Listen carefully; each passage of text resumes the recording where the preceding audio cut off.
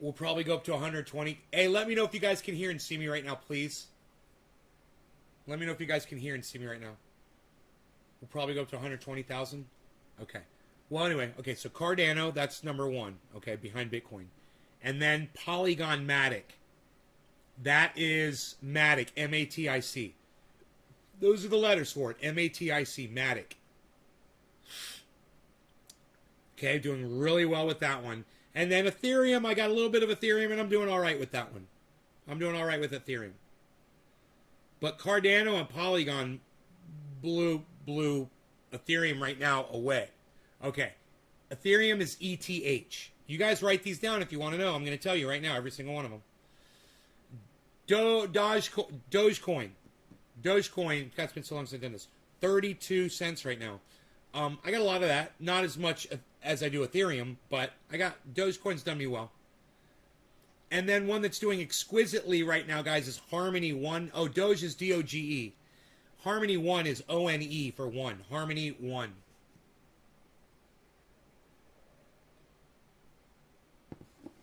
And then Litecoin not doing as well on, but I just hold more of that than just about anything else.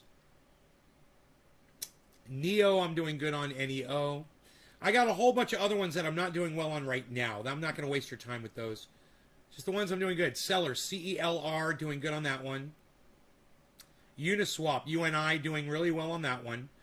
Engine Coin, E-N-J, doing really well on that one. And it's up. Right now, Engine's up 50% almost. It's 48%, guys. Engine, E-N-J. Tracking, yeah, cool. Okay, so what else am I in the green on over here? OMG. Now, if I'm not in the green, it just means that I may have bought in at a higher price than I should have, you know, on some of these. But I went crazy and tried to get a little bit of everything. And it helped doing that, actually. Getting a little bit of everything. The thing at the very bottom is Shiba Inu. Then Komodo KMD. Then Safe Mars, which is picking up.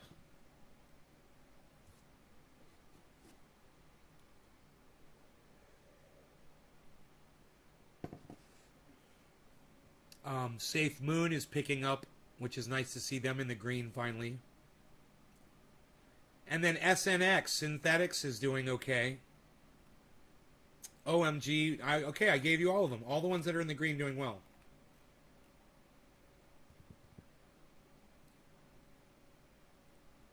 Those are the ones that are doing me so well right now. I hope that helps you guys. Hope your super chat didn't bring the YouTube cops. No, dude, I think I accidentally shut the show down again. I was trying to fit. Hey, Slowski's here, everybody. It's Mr. Slowski. Hey, Mr. Slowski. Where have you been, Slowski? I'd totally check out this spot, man, and I give them a try, but I'm dabbing their pure sweet. Well, I didn't want the CBD products for me. I wanted them for all my other viewers that have issues around anxiety, bro. Panic, anxiety, any of that stuff. If it helps, they should know about it. Shibu Inu as fast as you can. Shibu Inu, Shibu Inu, Shibu Inu. Shibu Inu, Shibu Inu, Shibu Inu, Shibu Inu, Shibu Inu. It's not that easy to say. Killer Shark, what's up, buddy? Hey, Killer Shark, man. Check this out. In the chat, I'm going to show you how you can host on your... You can host me on your Twitch channel, and in my... Oh. Sorry, ignore that. I don't know why that happened. I'm sorry. I hit paste first, and I didn't realize it. I'm so sorry I did that, everybody. I just spammed my own chat.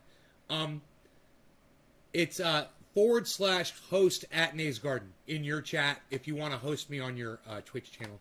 I appreciate it. I'm so sorry I just dumped the chat, everybody. I am so sorry. I dumped the show. This is the second time I've done... I never dump my shows. And I'm thinking, well, maybe I didn't dump the show. You guys were, hey, it's 7:10, it's 7:10, it's 7:10, it's 7:10. Cheers, everybody. Happy 7:10. I didn't realize it was 7:10. Hey, cheers, everybody. It's 7:10. Oh, my goodness, it's 7:10. Look at us. Oh, my goodness. Look at us. It's 7:10, everybody. Cheers. It's 7:10, everybody. Cheers.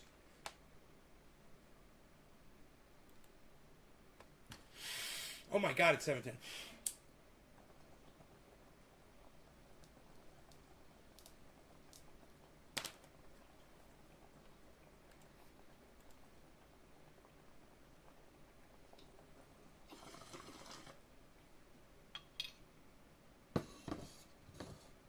I had 26 viewers when I dumped the show, guys. I feel so bad. Now I've got 7.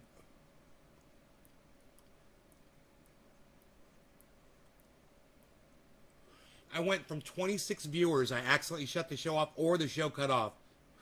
Something happened, right? I may not have done it. I didn't click the mouse button, right? But it just was off. I don't know. But my point is this. Now I got 9 people. That's good. 9's better than 7. Come on back, people. Oh, sorry. I don't know if it was my fault, but I did lose the show. So I had to restart. I started immediately as soon as I noticed. I do apologize. It's not really going up above a certain level here, is it? I topped out. All right. But I'm just so high. My profits are so high. It's like I feel like I should pull some profits today, man.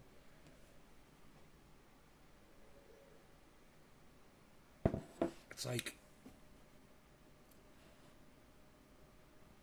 but it's cutting into the amount of stock of coin that I own, you know? But oh my God, when I'm just looking at this, I'm like, wow, man. Thumbs up again. Hell yeah. You guys, my portfolio is 8.1% in the green, positive right now. Overall crypto.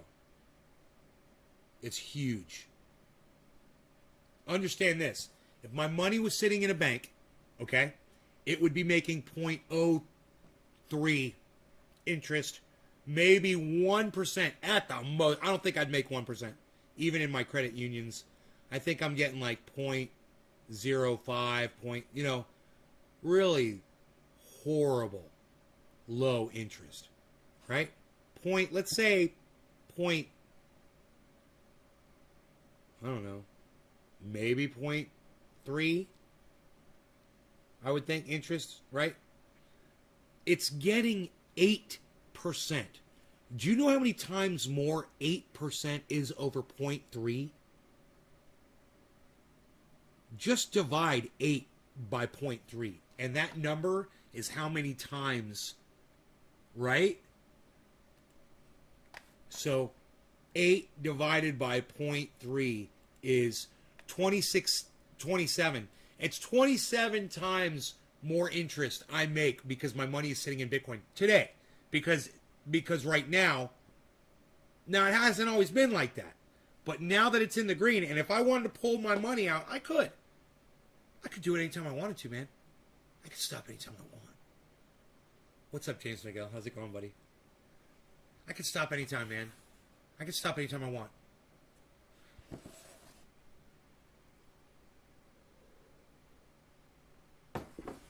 I stopped buying crypto a long time ago. And then I got some more about, what was it, 2 weeks ago, I think, roughly. I wanted to get some more Matic, and I wanted to get some more. I think I'd already bought the Ethereum. I think I wanted to get some more Cardano and Matic. I bought one other thing. What was it? Let me look. XRP, and I wanted some more XRP. So I bought some more XRP. I'm doing really good on XRP. I'm doing really good on Polkadot. I'm doing really good on storage. Now, I didn't mention Polkadot or Storage because they're in the red right now, but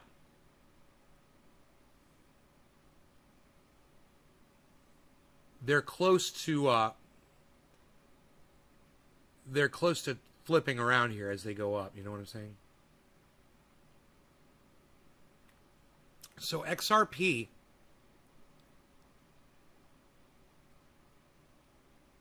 huh? No, I didn't know the diesel engine was originally created to run off of hemp seed oil. Dude, how many seeds do you need to make oil from hemp seed, I wonder? I wonder how I wonder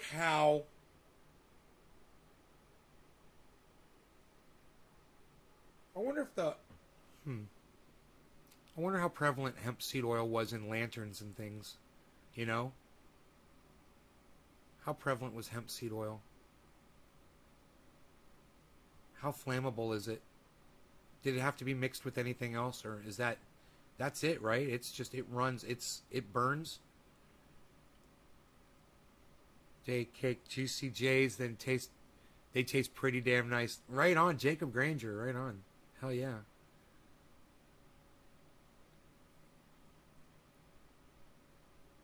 Any diesel engine can run off used vegetable oil even today. There's videos on it. Used vegetable oil. I bet you my Chevy engine wouldn't run on it. I bet you my 2017 fucking Silverado wouldn't do it. But maybe my Rox, I bet my Roxer would though. Good morning, Twixie's back. Twixie! Welcome back, Twixie. Hey Twixie, thanks for teaching me how to host people on my Twitch channel. Everybody check out Twixie on Twitch. You game, right? I figure you run in a channel over there. I figure you're pretty hot shit over there on the Twitch. Right? Dude, I just downed a whole cup of coffee and I wasn't even considering it. You play... Really? Nice. I used to play Battlefield a lot. I didn't game COD too much, but I played COD too. But I was more Battlefield. I hosted Battlefield servers.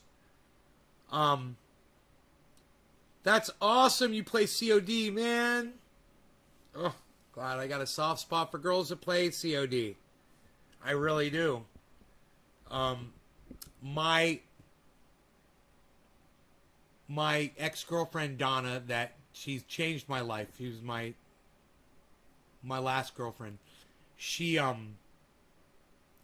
used to play COD, man. That was her game. You know? It's funny. Are you getting the new Battlefield? Probably not. I don't have a good internet connection. You know, if I can get... And I suffer from arthritis in my shoulder. If I would get surgery on my shoulder and get a wired internet connection, you know, or something better than what I have now. So I have no reaction time, man.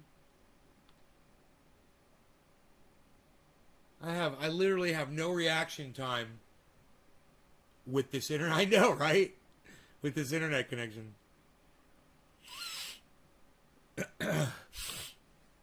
So, do you kick ass on COD? Twixie, are you good? Do you like clean up and shit?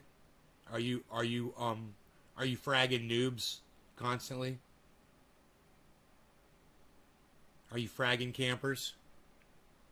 Are you running and gunning, Twixie?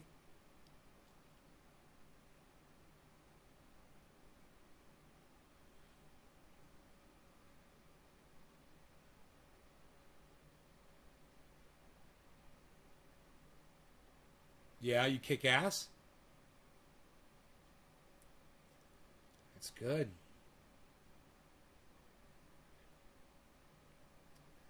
I've got a lot of gamers that watch this show that are real good at first-person shooters. I've got some people, they're masters of games. Masters. Like, when you go and check the charts to see who the top players are, you'll find their names in the top players of the game. They're that good. Kaz is good, really? Kaz was so fucking funny last night. Oh my god, I couldn't tell if Kaz was being serious or not. You know? I was like, how old are you? Yeah, I'd make sure I wasn't talking to a little kid because that was real subjectish. So, oh, we had a earthquake here the other day, guys. It wasn't that bad, you know. All the glass stayed standing. It was just like a bump. I looked at the dog. The dog was. I had to get up and go back. That's right. I had to get up and go see the dog. He was on the bed, and I looked in on the dog, and he was all up, looking around. And I go, "It's okay." I go, "It's okay. It's just an earthquake, buddy. It's just an earthquake." And he fucking laid back down on the bed. It was the cutest fucking thing. What's up, cat? Talking about the dog. The cat walks up. You guys want to see my cat? You know each other?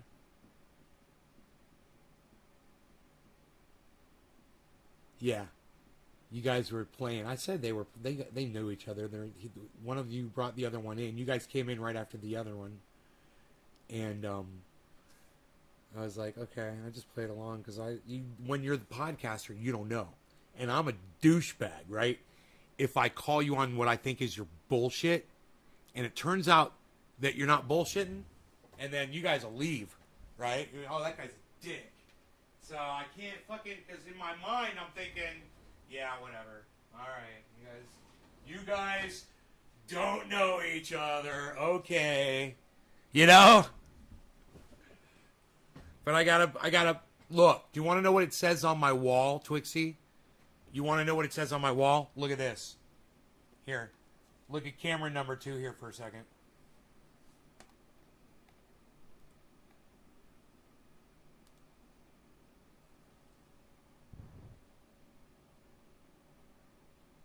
And it doesn't just say it there. It says it there too.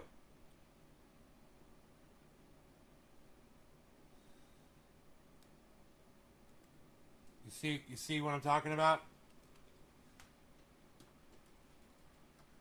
My cat wants me to feed him again. I'm going to feed him dry food because I'm a bitch. I'm going to take some of these jeans out too, the laundry before they get all wrinkled. Get my sexy skinny jeans out, man. I got to get my sexy skinny jeans out. They don't fit me anymore, man. I got to get smaller jeans. Fucking A, everything's falling off of me, man. My shirts, my jeans. The only thing that still fits are my shoes and my socks. Even my underwear are big on me. My boxers. Luckily, they still hold up, but they slip down more than they used to. Alright. One more pair of jeans here, and then I think we're good. I don't think there's any shirts in there, and I don't care if my underwear are wrinkled. Nobody has to see them, unfortunately. All right, kitty cat. Hard food for you, dude. Come here.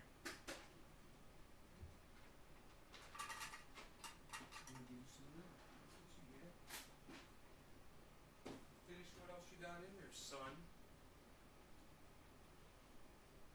Wow. Oh my God. You guys, oh my God, you've got to see the fucking sunset. Where's my fucking phone? Where's my fucking phone? Where's my fucking phone? Oh my God, show me my phone. Where's my phone? Where the fuck is my phone? Where's my phone?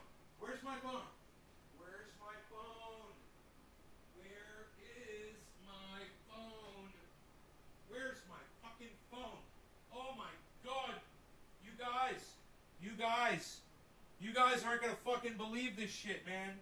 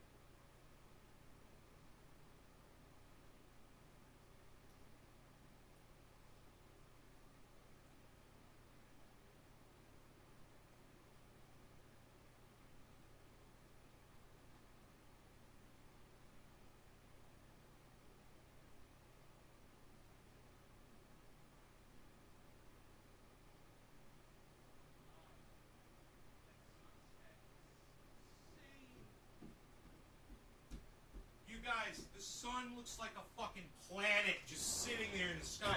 I'm going to try to get a shot of it.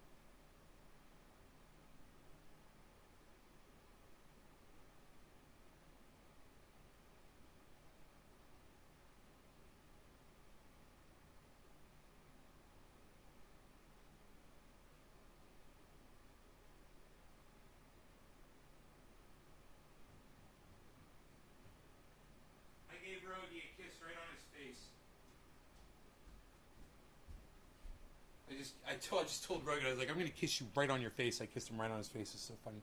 Adam, what's up? I got the sunset right here. Look at this. I got incredible shots. Watch this.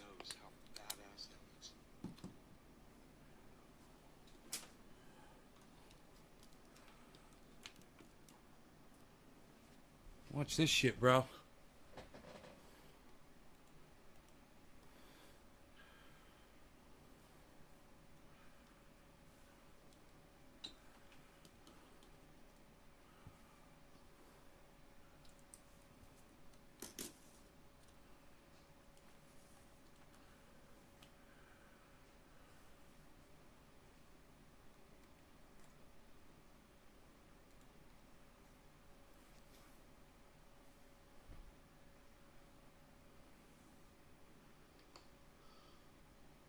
Here, that's later on. Here, let me get earlier when it was higher up.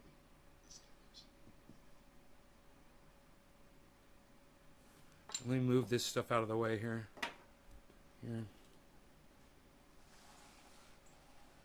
Here we go.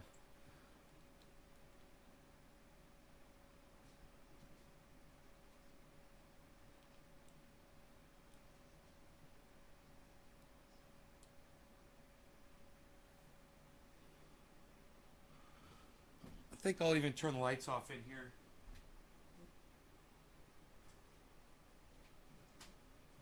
There we go. I was trying different things with the camera to try to get it just right. It just doesn't do it justice. You guys have no idea. That sun is so freaking piercing. It looks like it's 3 fucking inches in front of your face. It is so piercing.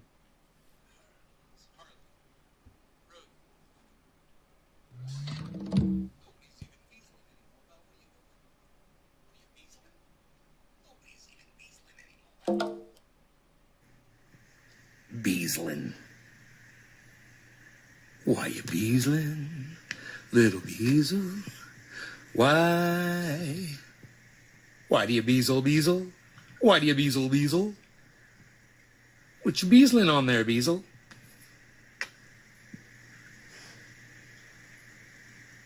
Look at those muscles. God damn.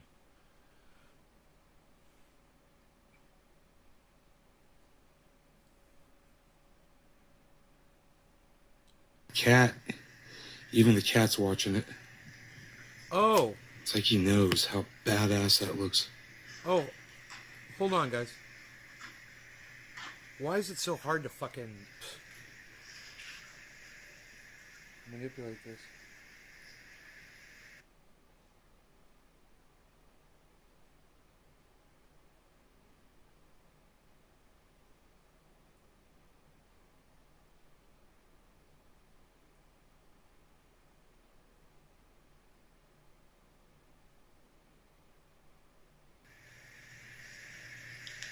God damn it. Dude, I can't tell how long the fucking videos are with your stupid bullshit. God, you suck. Engineers suck my dick. How long is this video? I don't know, because you suck my dick, because you're a fucking engineer. And you suck my dick. Dude, really? How long is the video? I don't know. I can't tell. All you're doing is showing me the start of the fucking video. You fucking idiots. Okay, here we go. This is when I first started. This is when I first came out. I started photographing it. Damn, bro. Here you go. You guys want to see what that motherfucker looks like? Look at this shit right here.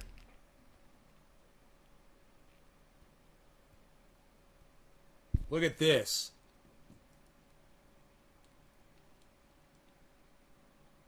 And I'm telling you, it didn't look like that, but it looked that defined. It all did look like it was one color. I mean, it had gradients on the bottom. It did gradient darker on the bottom. but it didn't have a ring around it, but it looked like it was just popping out at you like a UFO. Doesn't that look like a fucking UFO? Isn't that fucking crazy? That's what the smoke does to the sun over here in Northern California. It's been doing that for years, man. God damn it. This fucking stupid ass engineers suck my dick.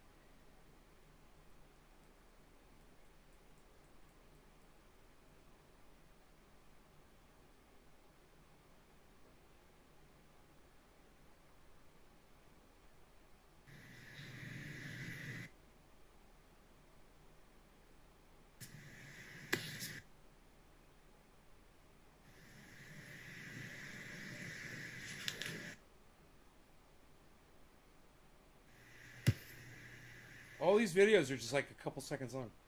I don't understand what happened.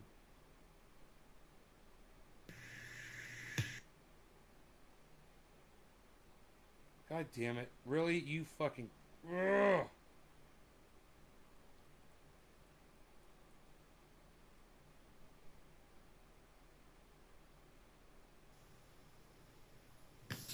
Really? Wow. Dude, I have a long video that I thought I took, and it's not here, man. There's a bunch of little, tiny, short little videos. It's so weird. I don't know what the fuck is going on. A bunch of photographs, but the long video is gone. It's like I wasn't recording. Oh, here it is. I found it. Cool. It's driving me freaking crazy. Even the cat's watching it. Dude, this is the same fucking video. It's like he knows how badass that looks. Or maybe that is the video and I didn't realize it.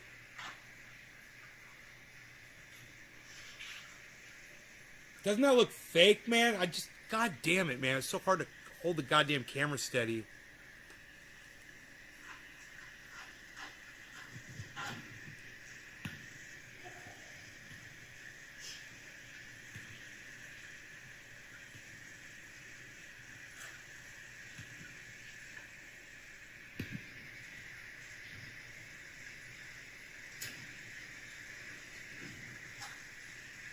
Bro, you can look right at it. You can look right at the sun. It's not like so bright that you can't look right at it. It's just... even when it's up in the sky, the smoke is making it... Wow, man. Oh my god, that was so badass. Alright, let's see. Harley. Rogie. Psst. Nobody's even beezling anymore, pal. What are you doing? What are you, beezling? Nobody's even beezling anymore, pal. What are you doing? Beezling.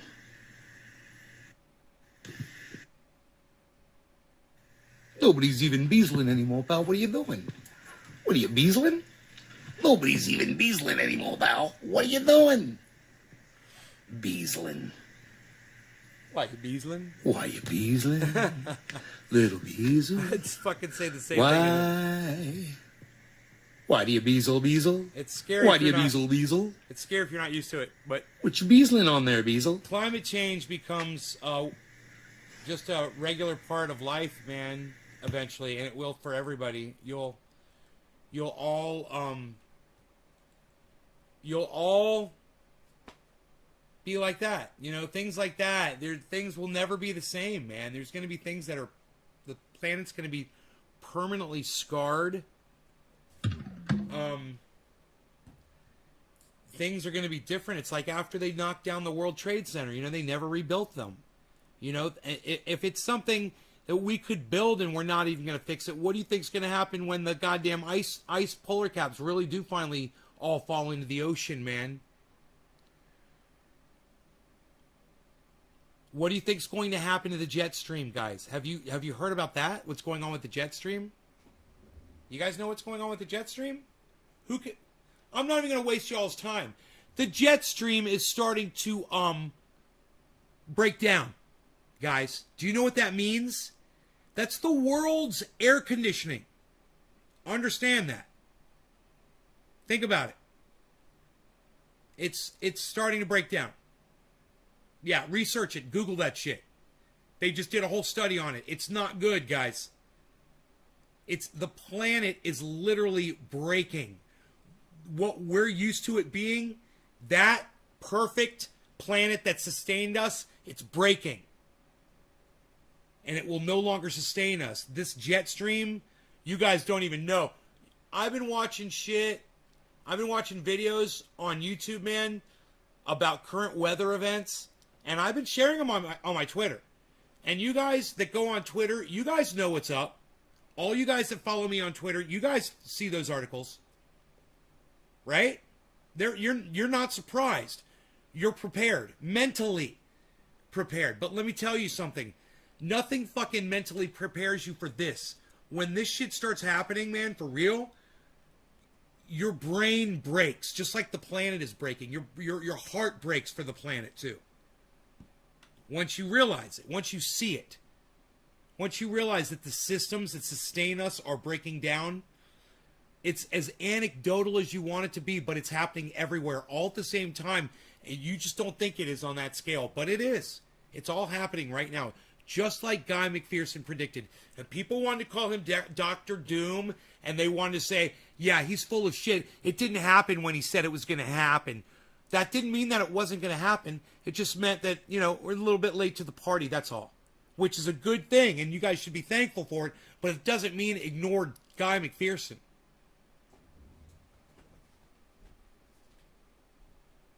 I got packages off in the mail. Adam, Kissy,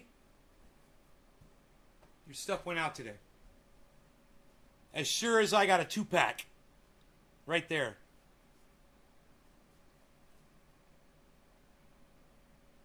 I'm trying to get my little muscles going right there.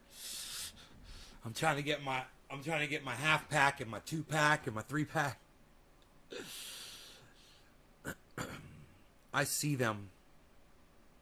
I need to look that up a bit further. Jetstream? Hey, I tell you what, I'll look it up for you guys. All right, I'll look it up on YouTube for you right now. All right, I'll find you a good video about it. You're not going to like it because it's going to be from a legit source.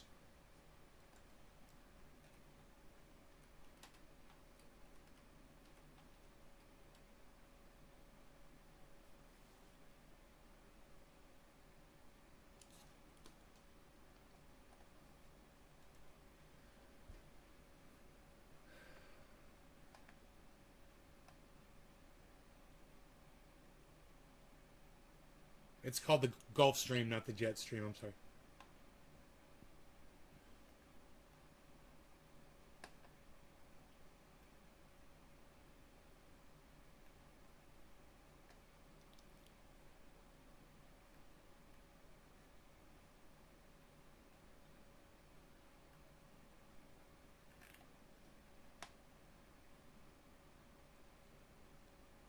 Let's go with just have a think, okay?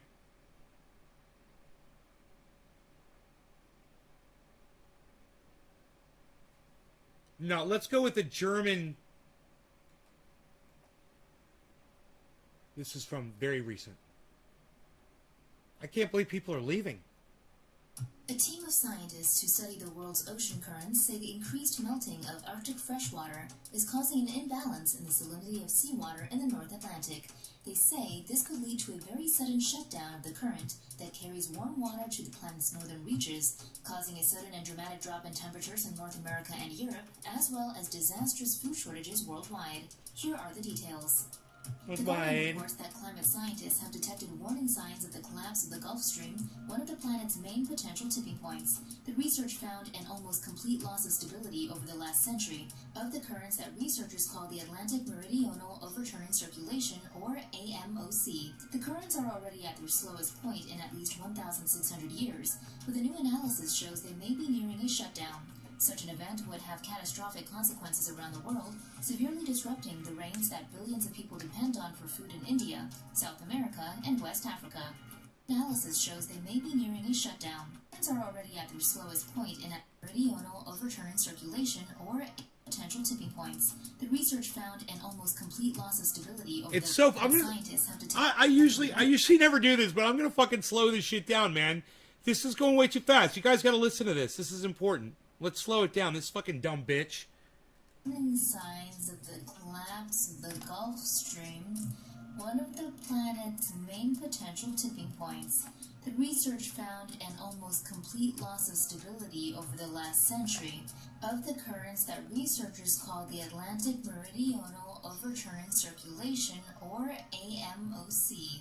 The currents are already at their slowest point in at least 1,600 years, but the new analysis shows they may be nearing a shutdown. Such an event would have catastrophic consequences around the world, severely disrupting the rains that billions of people depend on for food in India, South America, and West Africa. While increasing storms and lowering temperatures in Europe, the AMOC is driven by dense, salty seawater sinking into the Arctic Ocean, but the melting of fresh water from Greenland's ice sheet is slowing the process down earlier than climate models suggested. The analysis was based on fingerprints the AMOC leaves in surface temperature and salinity patterns. It showed a critical threshold is being reached beyond which the system may collapse. While the scientists are sounding the alarm, others sound less certain. David Thornalley of University College... She's the worst person to fucking try to sit here and listen to. Oh my God, what a horrible fucking voice. What a stupid... Whatever her fucking... Whatever that is that she's doing with her voice. God, I can't even pay attention to what she's saying. Hey, Benjamin, what's up? London, whose work showed the AMOC is at its weakest point in 1,600 years, said, "These signs of decreasing stability are concerning, but we still don't know if a collapse will occur or how close we might be to it." To it. Her intonation. A new study published in the Proceedings of the National Academy of Sciences of the U.S. claims that the massive Greenland ice sheet is on the brink of a major tipping point. The study's authors say enough ice to raise the global sea level by more than a meter is probably already doomed to melt from Greenland in the next few decades. Here are the details. The Guardian reports that it's crazy drugs, buddy. Ice sheet heights and melting rates in Greenland's Jakobshavn Basin shows that the Greenland ice sheet is on the brink of a major tipping point. Rising temperatures caused by the climate crisis have already seen trillions of tons of Greenland's ice pour into the ocean. Melting its ice sheet completely would eventually raise the global sea level by 7 meters. The prime suspect for this surge in melting in Greenland is a vicious circle in which She's talking about a feedback loop, everybody. You guys already learned about global feedback loops. If you want me to remind you how they work, that's fine, but she's going to explain it right now. Lowers the height of the ice sheet, exposing it to the warmer air found at lower altitudes, which causes further melting. Study co-author Niklas Boers says the findings show destabilization of this ice sheet is underway and might already have passed the tipping point. Boers said the findings suggest there will be substantially increased melting in the near future. Ice equivalent to 1 to 2 meters of sea level rise was probably already doomed to melt, though this would take centuries, and melting the whole ice sheet would take a millennium. Scientists say any large-scale melting of the Greenland ice sheet would have long-term global consequences beyond rising sea levels. It could halt the Gulf Stream ocean current, with potential knock-on effects of the Amazon rainforest and tropical monsoons. In the Atlantic Ocean, a giant conveyor belt carries warm waters from the tropics into the North Atlantic, where they cool and sink and then return south to the deep ocean. This ocean water circulation affects global climate. More and more research suggests this conveyor belt system is slowing down, causing some scientists to fear its effects on climate change. According to a Columbia University press release, a new study... I just gotta stop. What is this stupid fucking music in the background for? Well, who does these productions, man?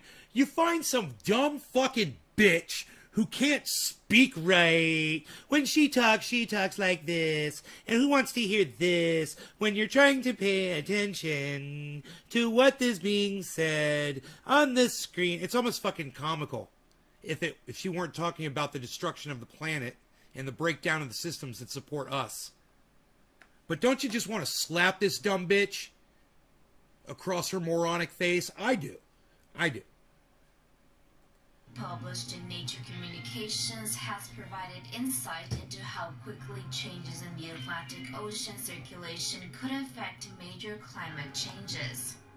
Let's speed it up. Back to normal. The study was carried out by researchers at Colombia's Lamont Doherty Earth Observatory, working with a Norwegian research center.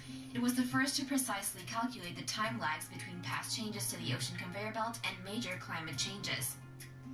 The study looked at the Atlantic Meridional Overturning Circulation, or AMOC, and specifically focused on a section where water sinks from the surface to the bottom of the North Atlantic. Researchers took sediment core samples drilled from the bottom of the Norwegian Sea, a lake sediment core from southern Scandinavia, and ice cores from Greenland.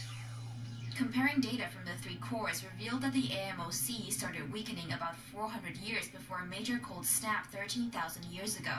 It began strengthening again about 400 years before an abrupt warming 11,000 years ago. Recently, the U.S. has been dealing with the effects of apocalyptic heat waves, but now it's Greenland's turn, with tracking website Polar Portal saying a melting event on Wednesday was the third largest single-day loss of ice in Greenland since 1950. Here's what you need to know. A massive melting event has affected Greenland's ice sheets during a heat wave that has brought temperatures more than twice as hot as seasonal averages, according to Danish researchers cited by Agence France Presse. Since Wednesday, the ice sheet has melted by close to 8 billion metric tons a day, twice its normal average rate during summer, according to tracking site Polar Portal website, which is run by Danish researchers. While this loss of volume was not as extreme as the largest single-day melting event in 2019, the researchers say the area over which melting took place is actually larger than 2 years ago. The amount of ice that melted on Wednesday alone was enough to cover the whole of Florida in 2 inches or 5 centimeters of water, and more than half of that mass will have flowed into the ocean, according to one climate scientist who spoke to Deutsche Welle. The Greenland ice sheet is the second largest mass of freshwater ice on the planet, according to Agence France Presse. It is made up of nearly 1.8 million square kilometers, or 695,000 square miles of ice, second only to Antarctica. A study published in 2020 in the journal Nature stated that Greenland's ice is melting faster than at any point in the last 12,000 years, and a 2019 research paper in the journal Science Advances said that could add between 5 centimeters and 33 centimeters to global sea levels by the end of the century. The heat wave that caused the most recent burst of extreme melting is a result of a patch of high-pressure sucking and holding warmer air from the further south over eastern Greenland, according to Marco Tedesco, a glacier expert at Columbia University who spoke to The Guardian. Linking these events to climate change, he added that although these atmospheric events have taken place in the past, they are now getting longer and more frequent. NASA explains that the levels of carbon dioxide in Earth's atmosphere have been increased through the burning of coal or oil, as well as the clearing of land for agriculture, industry, and other human activities. This makes the Earth's overall temperature higher, which in turn can cause sea level rise through the melting of ice, like that in Greenland.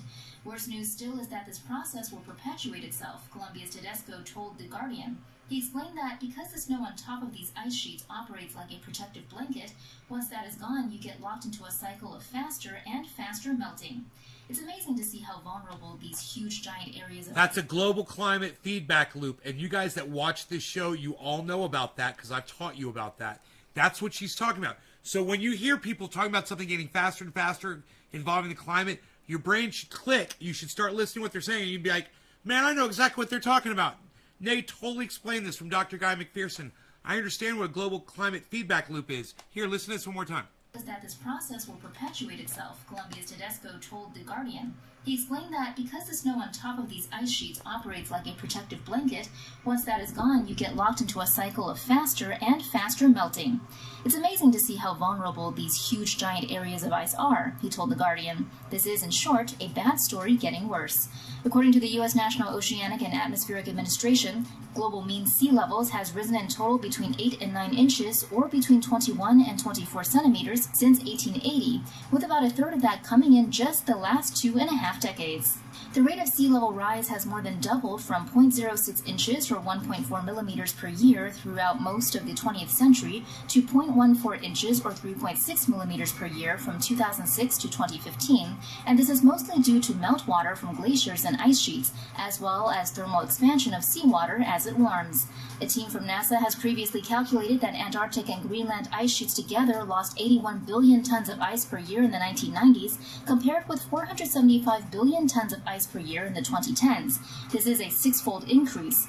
In total, Greenland and Antarctica have lost 6.4 trillion tons of ice since the 1990s. A number of different studies, including one published by the Danish Meteorological Institute, now say this places us at the high end of climate estimates for sea level rises. The action we need to take is clear, according to Tedesco. We need to get to net zero emissions, he told The Guardian, and we need to protect exposed populations along the coast. Net zero emissions.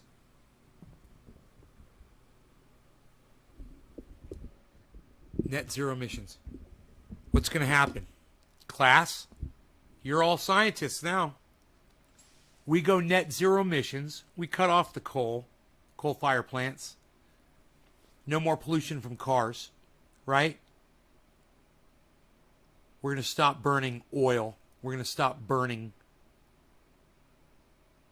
we're going to have to stop burning trees. We're going to have to stop the fires. How are we going to do that? How are we going to go net zero? Oh, the humans have to go net zero, but what are we going to do about the fires that are burning? I mean, how much CO2 does a forest fire produce? That's not it. Do you know what's it? What's it is, let's say we were to put out the fires and shut down all the emissions and go green. Does the CO2 not deflect the sunlight? Does the CO2 not protect us from sun? When we get rid of all the CO2, was the CO2 going to just vanish? And then what? Well, I got news for you.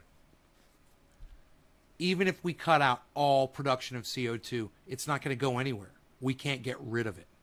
So that's not something that we have an effect on. So going to zero emissions isn't going to change anything.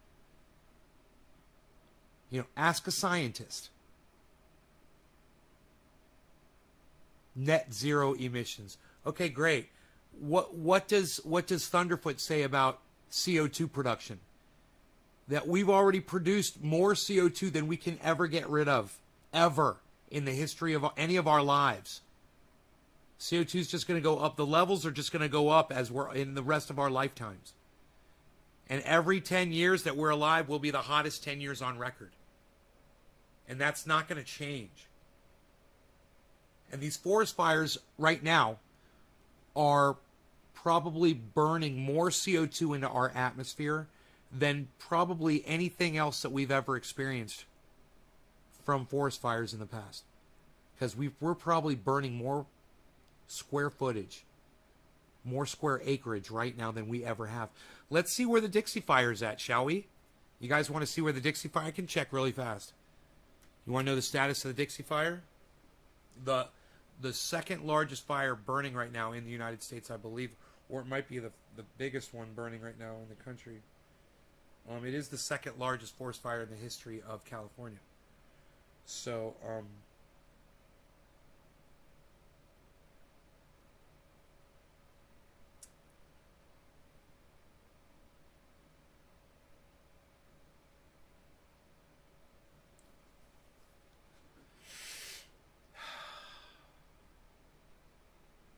cheers, brother. Tonka! What's up, buddy? Alright, let's find out.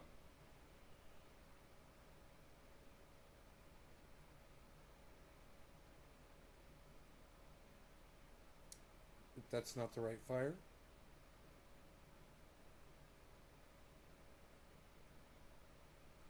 Dude, it's another 100,000 acres, guys.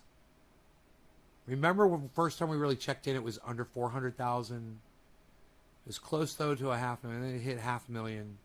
Then it was 600,000 last time we checked, a day ago or two maybe.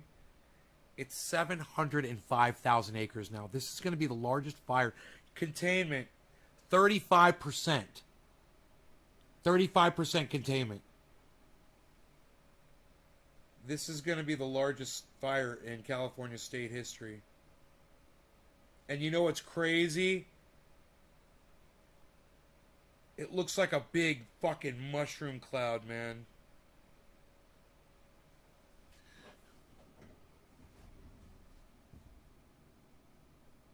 It looks like a big mushroom cloud.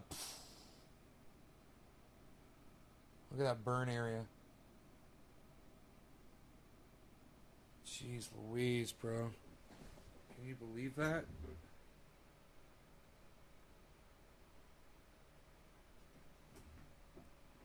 How far am I? About 4 hours drive from there. Where that thing is.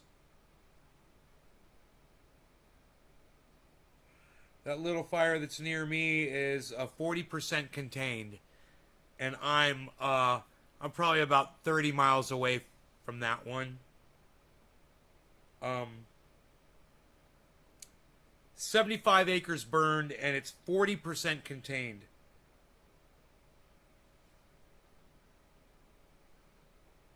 It supposedly started. I heard someone say it started in a mobile home.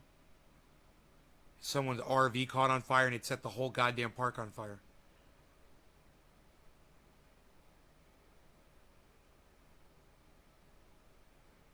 Are we up to speed on the Greenland ice sheet? Yeah, for now. Until it melts away into nothing, Tonka, we are up to speed. You want me to get that off of there? You good there?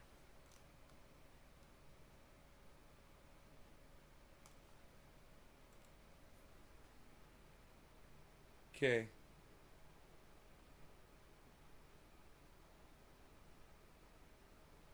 Cause unknown. They're not giving any information. I hate that. They used to give you more information on the app, so it sucks now.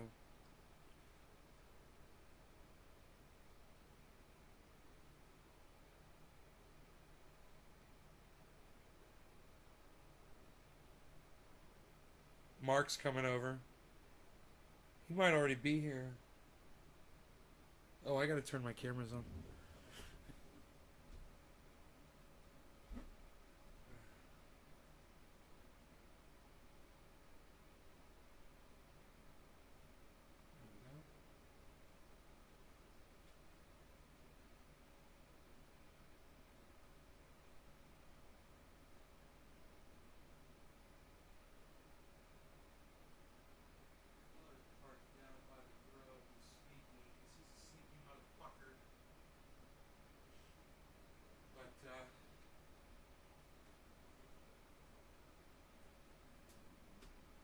Bringing some girl over.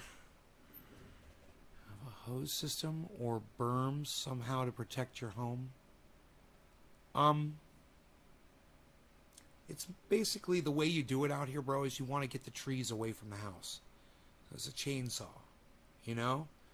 And the fires usually run along the tops of the trees.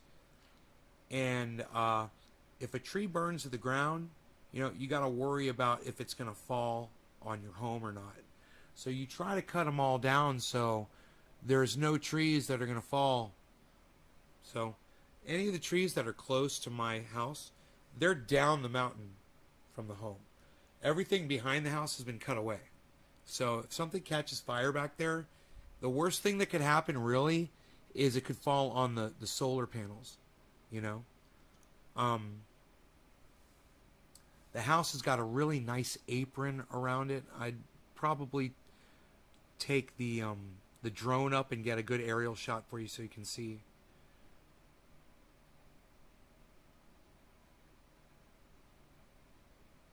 I'm going to take my drone over to oak trees and take some drone shots of his grow.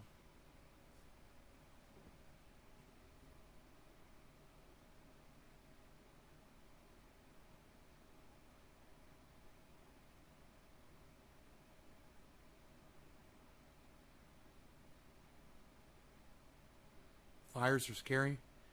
Yeah, man. It's, you know, people don't realize it.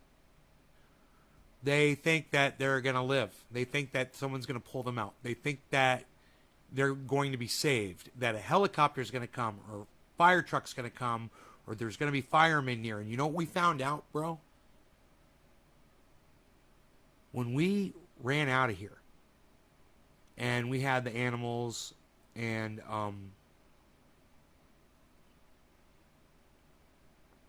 was a scary time, man. When we finally had to leave the house, we were driving through the roadways and shit, man. There were trees that had fallen down into the roadway that were on fire, that we had to drive around.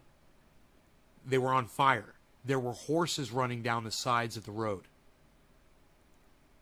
And there were no fire personnel anywhere in sight, man. There was no one there. There was fire burning everywhere. Everywhere we drove to get the fuck out of where we were, there was fire everywhere. And that lasted for 4 miles, 5 miles outside my neighborhood. Everything was on fire. And we were thinking the whole time, okay, if we get blocked off, which way are we going to go? You know?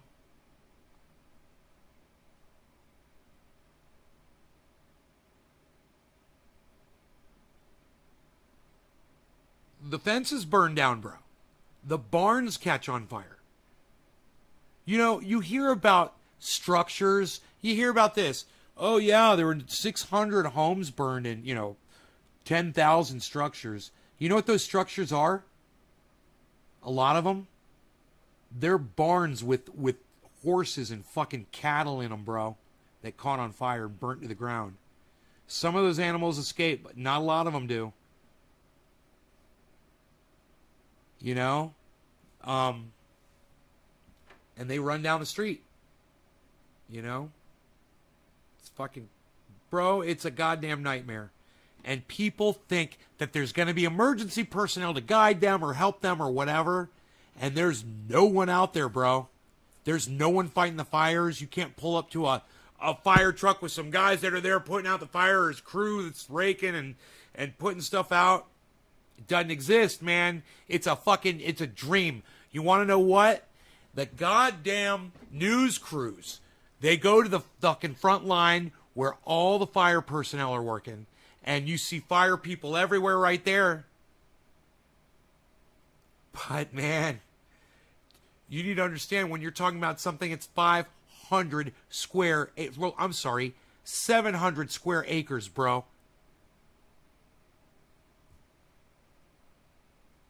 It'll make your brain just stop working, man. Wrap your brain around that. Okay? We don't have the amount of fire personnel to take care of something that's 700,000 acres burning a line, a big circle that takes up 700,000 acres. And that burn line itself is miles and miles and miles around, bro. That 700,000 acres, sorry. Miles of burn line, bro. You can't picture it. You can't see a movie that can put the terror in you that I felt when I was driving out of here. And we were terrorized, man. We knew we could die. We knew it could be us in the report. Oh, couple and their animals were found dead. A tree landed on them. They got stuck between two trees that were on fire, and then the fire just came through.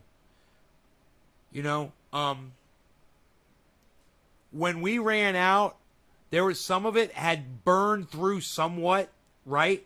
So you could see that there were trees that were burning all the way down to the ground. They caught fire and they burned all the way down, and the whole fucking tree would be on fire, bro.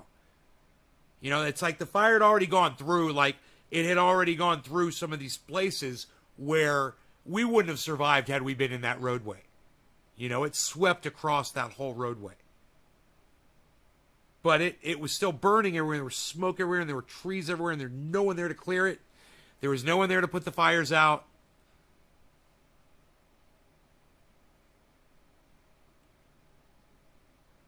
We got lucky, man. We got really lucky that we were able to get out the way we did.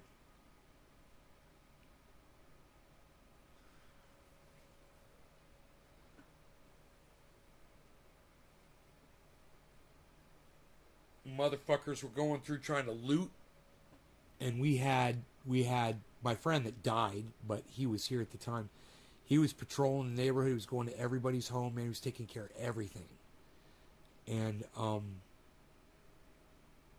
they had the National Guard was out front, and he just avoided them. They were trying to evacuate everybody, and there were people that just refused to leave, you know? They weren't going to fucking leave. And they wouldn't answer their door when they came to it and told them to get out. Nobody came to my house. Nobody evacuated us. We self-evacuated all 3 times.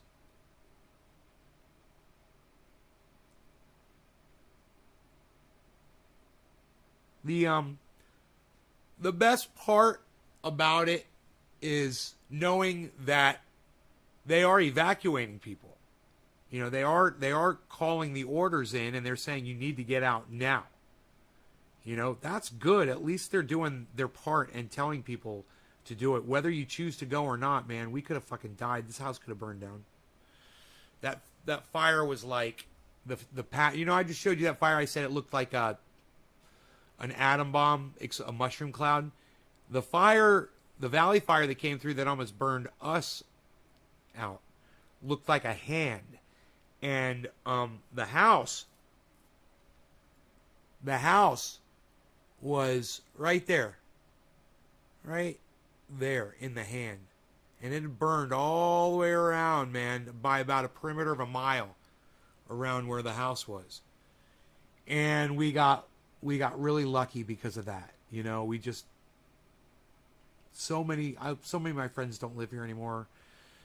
People died. Their homes were gone. We don't see them anymore. You know.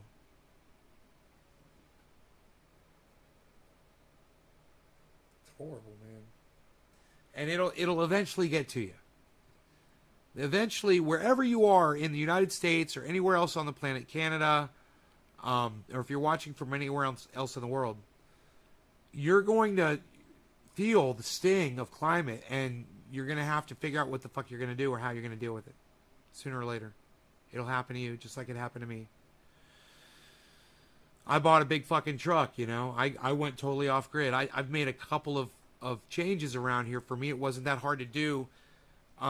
It's actually made it more comfortable around here for me. And I'm glad I've done what I've done. I'm glad I have that big ass truck, man. I'm glad I have backup storage tanks of fuel, you know. And I'm glad I have rice and gardens. Well, my buddy, he's gone through 4 fucking wells, he said. He said, but this last well, they went like 3 times as deep as the other 3. You know, and he said this time they got it. He said the guy could have done 100 gallons per minute out of it. He said, but they put a 35 on there. He said he didn't want to press his luck. Cost him $30,000 to drill that fucking well. Serious money, guys. That's when you're living up in the mountains, man. You got to go deep. Deep in the pint. Deep. Deep.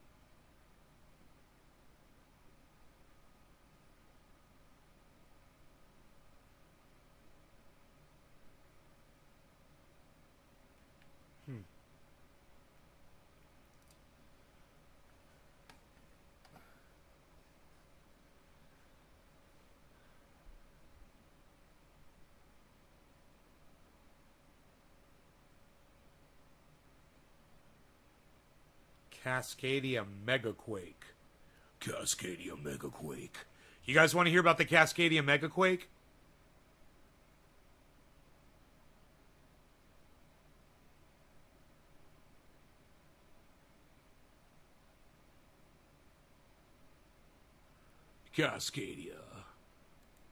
Cascadia Megaquake. In the Pacific Northwest, a slow-motion collision of tectonic plates along the Cascadia subduction zone has been building tension for over 320 years. And when that tension is released, the resulting earthquake is likely to be as large as a magnitude 9. That will be 45 times more powerful than California's most destructive quake in 1906, and the consequences defy imagination. This megathrust earthquake is predicted to be so significant, locals simply call it the Big One. And scientists estimate that it has an alarming 37% chance of occurring within the next 50 years. In this episode, we'll learn just how this megaquake will impact our cities and find out what's being done to prepare our infrastructure and learn some invaluable lessons about how to make a plan for when the big one hits. I hate when they don't look at the camera. Subduction zone earthquakes often cause sudden movement and changes on the ocean floor, triggering tsunamis large enough to completely wipe coastal communities off the map. Remember the Fukushima power plant disaster? In 2011, Japan was hit by a magnitude 9. The camera's over here. Similar Why is she looking over there? The camera's over here. And it unleashed What's a up with tsunami that? Of devastating proportions. Chris Goldfinger is a geologist Oh, here we go. in Oregon who studies Now earthquakes, she's looking at us. And he happened to be in Japan when the quake hit. I asked him to tell me Wait! about his She's looking away! We went outside and just Why they got two cameras like that? flagpoles whipping. And it Hey, just Mike felt like Plato. earth had turned to liquid. Mike Plato's here? Feel this grinding plate underneath us. And as we watched it, though, we knew that Northeast Japan wasn't expected to have anything bigger than about an 8.4. But when it hit 3 minutes and went past 3 minutes, we knew that was wrong. We were going, this is a 9. It has to be a 9. That's what it takes, 3 minutes. Because of a long history of earthquakes, Japan was so well prepared that this megaquake destroyed a relatively small number of buildings, but they just didn't expect the size of the tsunami that followed.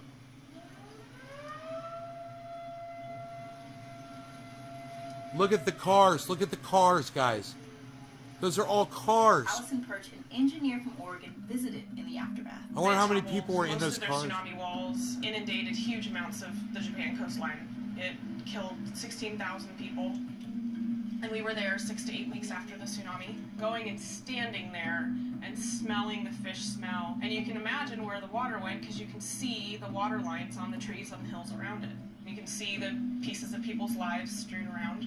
So as an Oregonian, that's really hard, knowing that that's what our coastline's going to look like. And while the Tohoku quake in Japan was the costliest natural disaster in the world's history, here on the west coast of the United States, we're nowhere near as prepared as Japan was for this kind of disaster.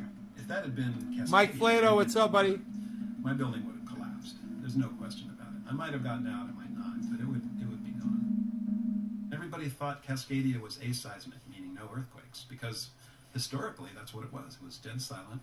And the first evidence was discovered in the early to mid-'80s. And realized that we just happened to be sitting in a quiet spot. The Cascadia subduction zone is a 600-mile fault that runs from Northern California up to British Columbia. Over the last 10,000 years, geologic records show that there have been 41 subduction quakes here, which averages out to about one every 250 years. The last one came in the year 1700.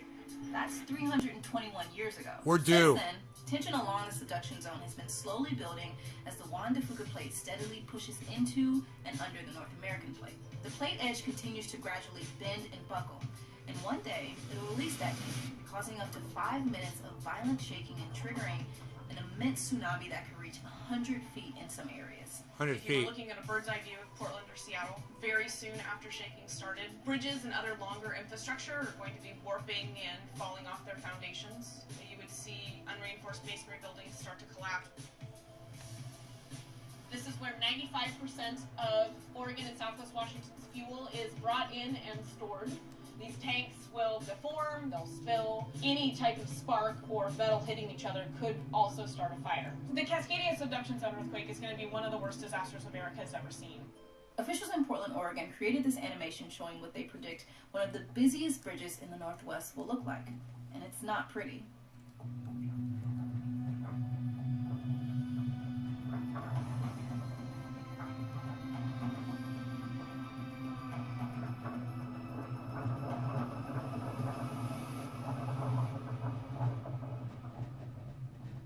In the aftermath of the quake, survivors along the coastline in towns like Seaside, Oregon will have as little as I need a 20 bong hit minutes after that, bro. before the massive tsunami hits. Anybody else? In a place like Seaside, what we need to do is get from here up to the hills right back there. It's a very straight path. It's not that far. It's a very doable evacuation. But there's a problem here because there's no way. Oh, I've got a problem here with one of my channels. Give me a second here. Something's not reading. I just want to make sure I'm all right. Something's not tracking right.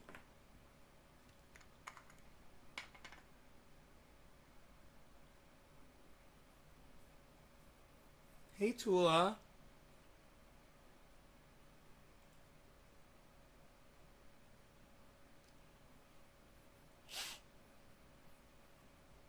Dude, the new stuff with the peppermint, the more peppermint.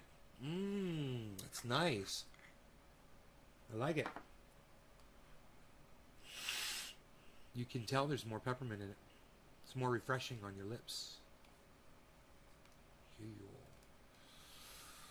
Let me see what's going on here with my channels.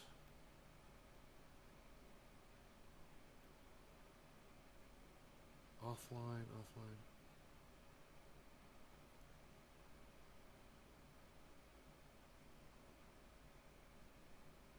Just waiting. I'm good. I hope you're doing good. Thank you, James. I'm just waiting for the web page here to load to tell me which channels are offline and online, because I see one of my channels is... Oh no.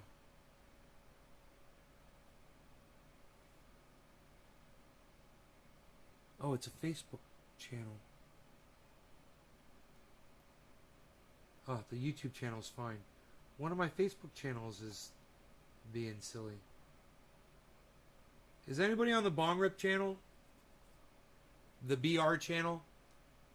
On Facebook? Oh, wait. No. Is anybody on the BR channel? Yeah, is anybody on the BR channel on Facebook? Let me know. It's the one of me doing a bong rip. Big straight bong rip. On Facebook. Let me know, because I can flip it off and on again unless you guys are on that channel. Can anybody on Facebook tell me if they're on the Bong Rip channel? On Facebook.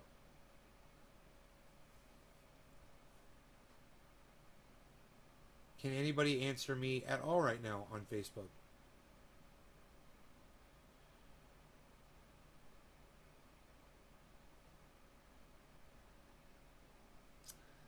Can anybody on Facebook answer me at all? Bob, does the channel that you're on in my avatar, does it show me doing a bong rip? Does it say Ben Shader BR after my name? Or BH for bong hit? It might be BH or BR. It's probably BH, right? I can't remember. It's been so long.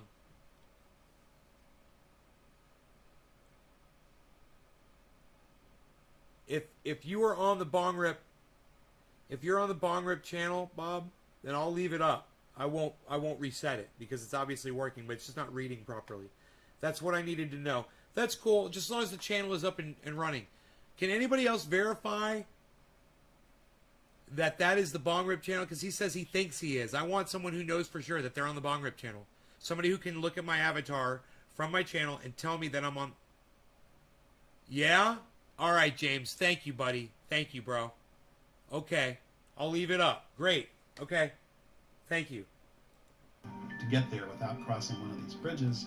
The bridges were built before plate tectonics, so we've got no retrofitting at all. If these bridges go down, we're gonna people trying to evacuate are gonna have a problem. They're gonna have to swim the river and then continue evacuating up the hill. To get an idea of just how risky this situation is, Chris actually flew our camera person over Seaside in his acrobatic plane. Thanks, Nick.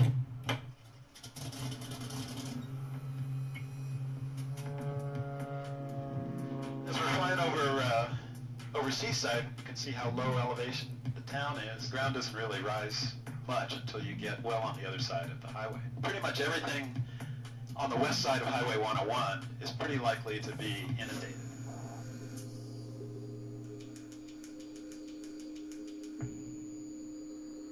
I mean, I came home from Japan feeling optimistic about it, but at the same time, I look around at the Pacific Northwest.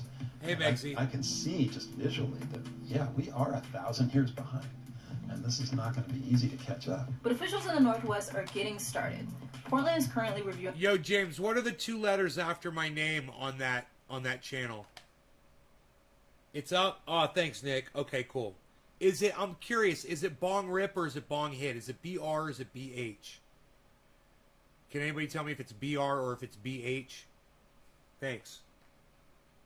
Reviewing options to build a new Burnside Bridge to serve as a lifeline after the quake. And all new structures are being built up to earthquake standards. Still, the vast majority of homes in the region are not ready for earthquakes of this magnitude and aren't even bolted to their foundations. Michael Weber is a contractor specializing in retrofitting homes to make them more likely to survive an earthquake. So this house was built in 1911. There really wasn't a building code back then. This house is sitting on the foundation through the grace of gravity. We're going to rectify that. We're going to collect those earthquake loads and get them into the foundation to prevent the house from moving off the foundation. So the vast majority of our work takes place underneath the house. So in this case, the basement.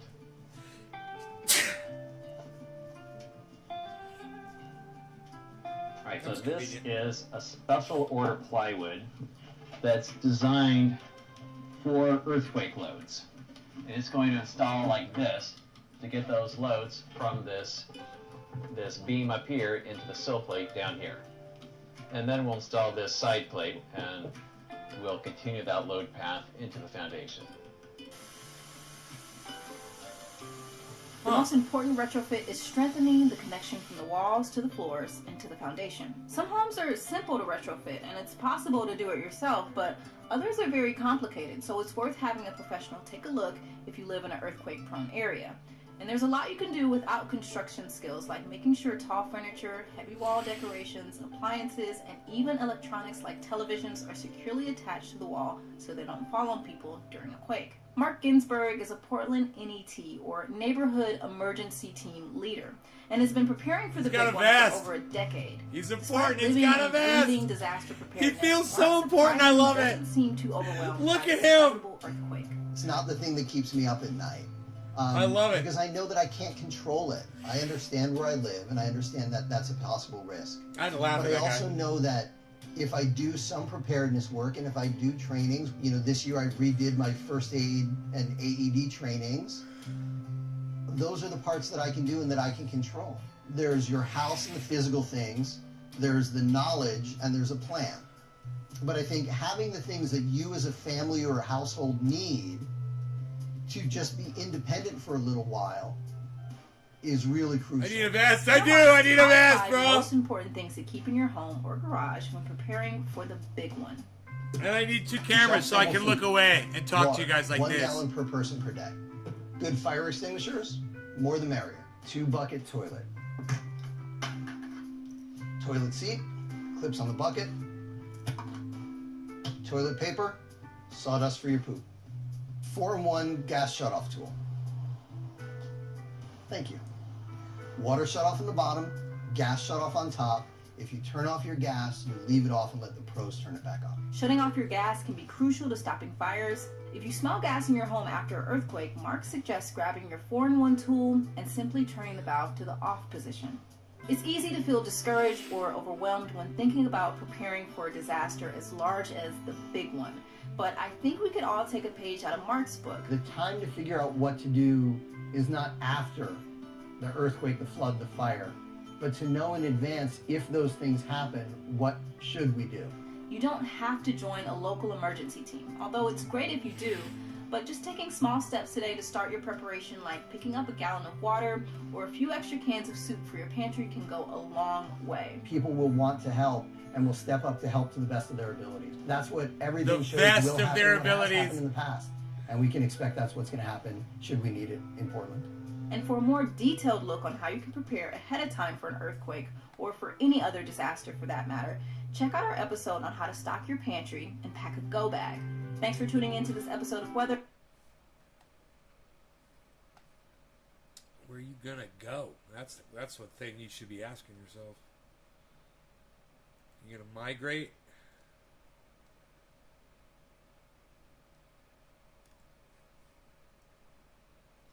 I need a vest. I need a vest. I need one. I need an orange vest. I need to walk around my neighborhood in direct traffic. And there's no traffic out here. It'd be so fucking funny. I'll stop them in the middle of the road. I'll look both ways. I'll be like, okay, you can go. It's clear. Have a little stop sign. And on the other side, it'll say, it's cool. Stop. It's cool. It's cool. And I'll just say that to people. It's cool. It's cool. Dude, I need to make a video of me doing that to my neighbors. Stand out there with the sign of my fucking elbow.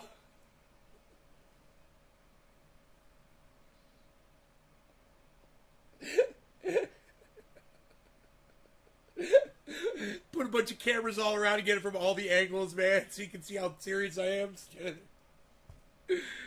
What's up, Jose Pena? What's up, buddy?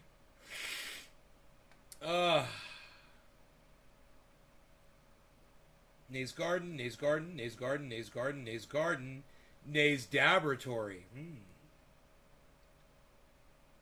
They're all saying that I'm live, bro. It's beautiful. It's a beautiful thing. Sorry I disconnected the show. I'd have a lot more people if I hadn't done that. I lost everybody, man, earlier when I accidentally shut the show off. Or if the show just shut off, I'll never know.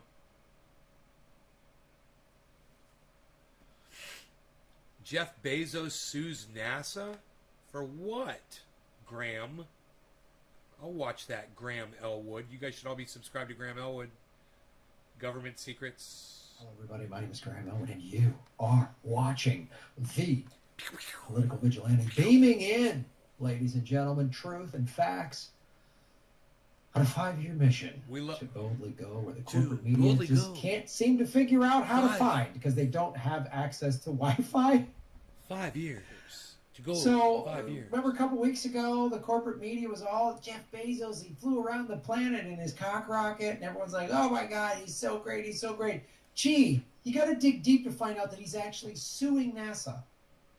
What a little crybaby. So this is unbelievable. Jeff Bezos, Blue Origin, that's his rich guy space program, escalating its fight for a moon lander contract. The lawsuit risks more delays to NASA's speedy Artemis program. So they're trying, and what the government does is there's, companies have to bid. So SpaceX is one of the companies. He's got an actual TV set Blue behind Origin, right? I So guess. what I want to show you, this is basically just a billionaire dick Did he measuring just contest. turn around and read that off the screen? And this is how these sociopaths think. It's never enough.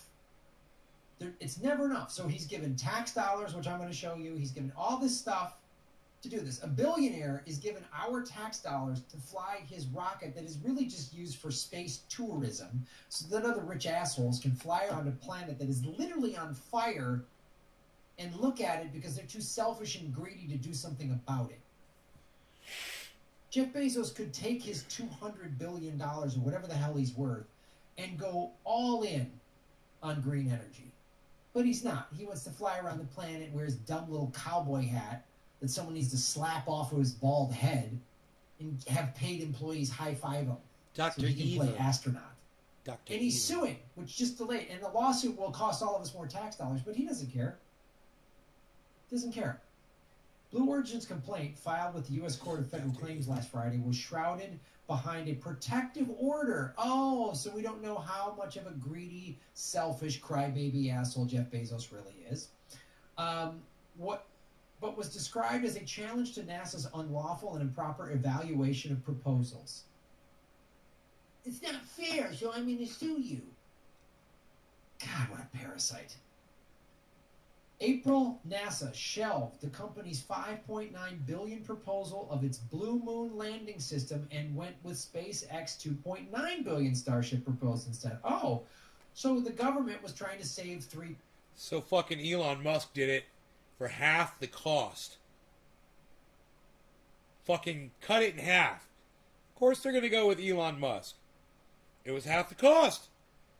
Yo, dude, that's business. Don't you understand business? You're going to sue someone because you got undercut by the competition, you can't sue someone because they contracted with somebody different because they came in cheaper than you, motherfucker. I mean, if there's something in that contract that said they couldn't get out of it, you might have something there. So did NASA agree to have an out for that if someone cheaper came along? And if not, and he was contracted obviously to do it, then maybe NASA needs to pay him up, man. You know, it depends on the contract. What was in the contract? I wonder if Graham knows the details of the contract. You would need to know that if you're going to be criticizing this. You know? Elon Musk is a fucking snake, isn't he? $3 billion for NASA. Okay. It would estimate roughly, there's been studies they've done, it would take about $20 billion to end homelessness in the United States. Something Jeff Bezos could do without even blinking. But, so when they shelved Blue Origin, SpaceX has a cheaper program apparently. They started to sue, and part of this lawsuit is requiring what they're going to ask for, what Bezos is going to ask for in his wall of lawyers that he's sending in there. Blue Origin planning to ask for a pause in SpaceX contract during the lawsuit. So this is what it really is about. He's trying to prevent Elon Musk from doing something because he wants to do it. And all these billionaires are selfish little parasites. And we're all supposed to love and worship them because they spend tens of millions of dollars on marketing campaigns so that the corporate media doesn't go, hey, guy that could end homelessness, why are you spending $5.1 billion, much of it taxpayer dollars, to fly around the planet for 4 minutes? Oh, isn't it great? We do all these great stories about Jeff Bezos and Elon Musk and Bill Gates. Aren't they all great? No, they're not. They're the problem. The reason the planet is on fire is billionaires. Because they've squeezed every penny out of every worker. People are dying. They don't care as long as their profits keep going. And once these guys get 1 billion or 2 billion or 10 billion, it's never enough. Oh, that guy's got a rocket. Well, I want a rocket. I want to fly into space. Richard Branson was the first. Well, I'm going to be. This guy's get the moon contract. I want the moon contract. They're all just spoiled little rich kids. Like, really, I think it's time to bring back bullying. Just of these billionaire nerds.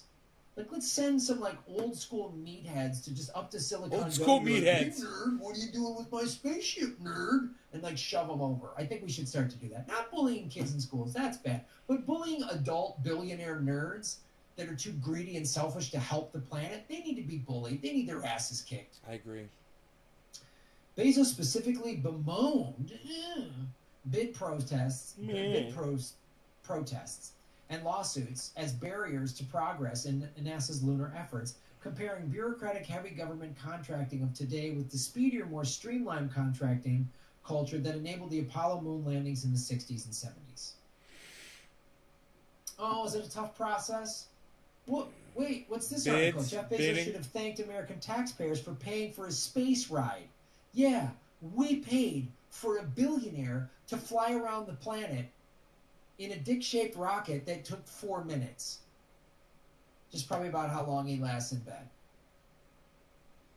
Boom.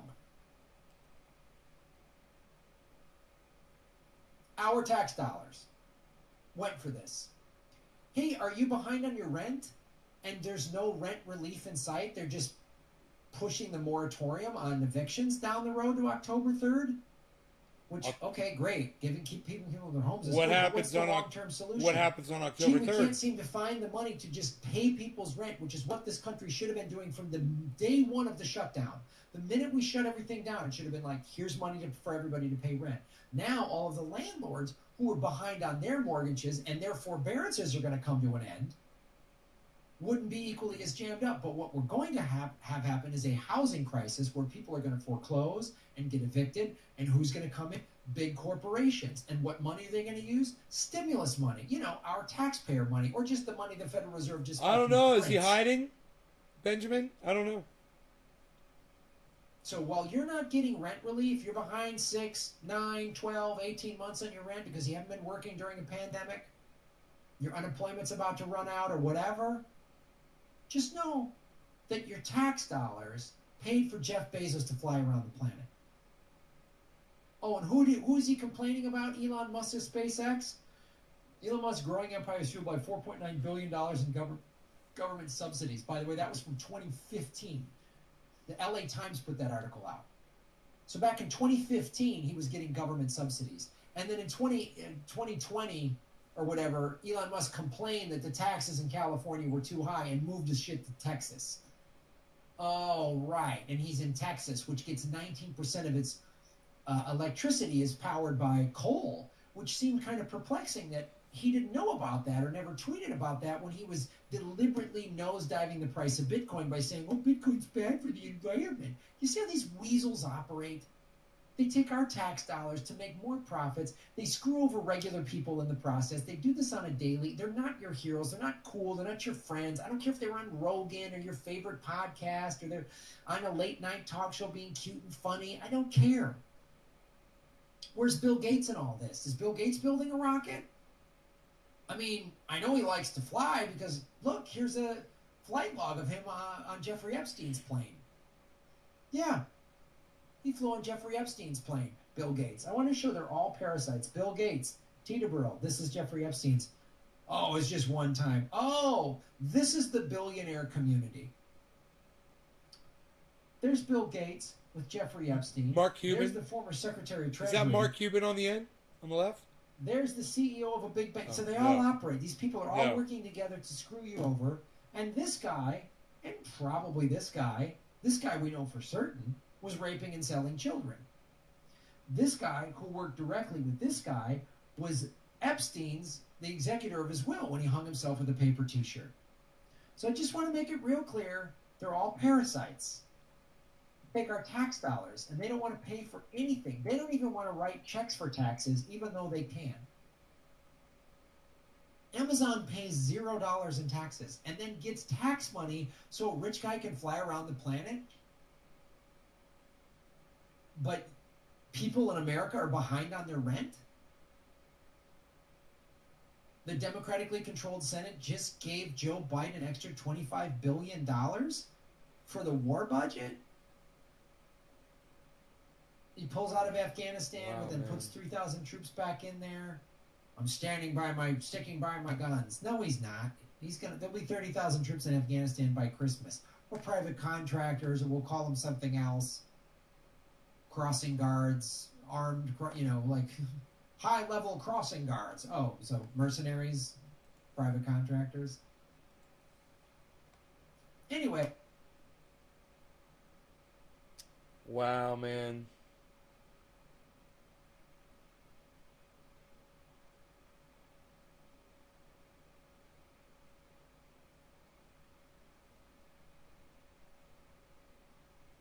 I can't believe that ibuprofen just works so good for me, man. No headache. I feel great.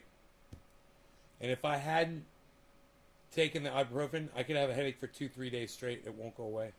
It will not go away through. I'll go to sleep. I'll wake up the next day. I'll still have it. But if I take ibuprofen, 15-20 minutes, gone. It's Advil, gone. It's got to be 800 milligrams. Go figure.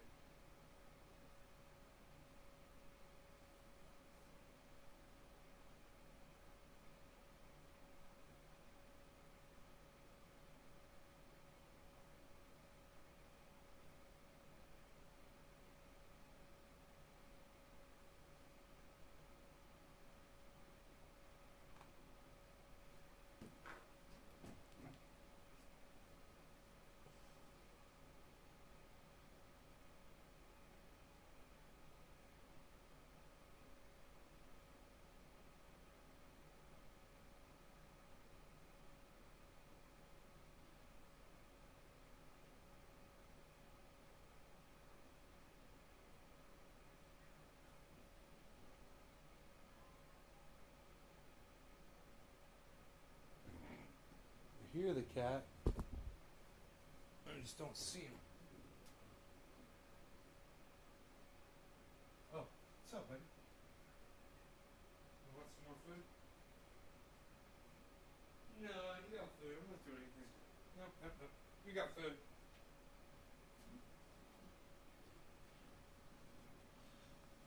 Oh boy. What's the dude name channel called?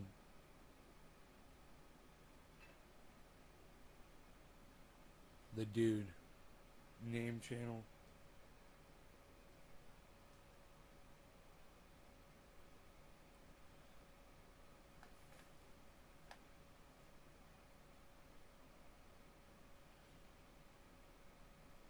Yeah, I watched those two people fly off that airplane, man, from Afghanistan. It's pretty horrible. Especially when you see how high up the plane was, man. And you realize those people were hanging on all the way until then. That plane was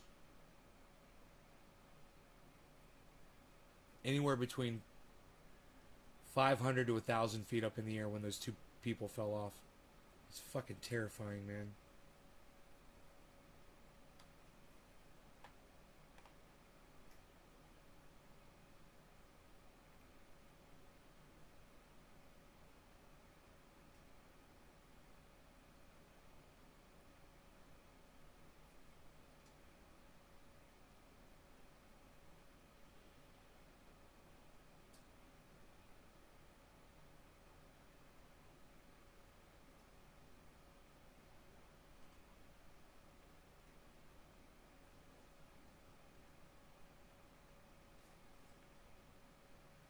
You guys, I love you all. I will see you in the morning, okay? I hope you had a great show tonight.